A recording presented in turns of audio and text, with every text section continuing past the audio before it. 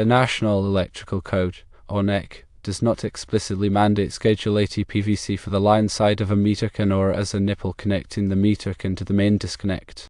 The inspector's decision to require Schedule 80 PVC might stem from several considerations. Firstly, Schedule 80 PVC has a thicker wall compared to Schedule 40 PVC, offering greater physical protection against impact and potential damage. Secondly, Schedule 80 PVC exhibits enhanced resistance to weathering and various chemicals, which extends its lifespan, particularly in outdoor settings. Thirdly, a rigid galvanized nipple can offer supplementary support for the substantial cables and connectors linking the meterkin and the main disconnect, which is especially important where the conduit is prone to vibration or movement.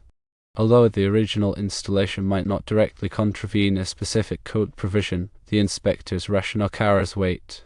Employing Schedule 80 PVC and a rigid galvanized nipple in critical parts of the conduit system can improve safety and dependability. To address the inspector's reservations, consider firstly, replacing the Schedule 40 PVC entering the meterkin with Schedule 80 PVC. Secondly, installing a rigid galvanized nipple between the meterkin and the main disconnect. Thirdly, ensuring that appropriate grounding bushings are utilized throughout the entire conduit system.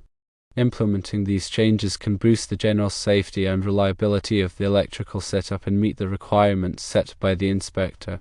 Grounding is also important. Grounding bushings are used to provide a path for fault current to return to the source. This helps to protect equipment and people from electrical shock. The NEC requires that grounding bushings be used on all metal conduit systems.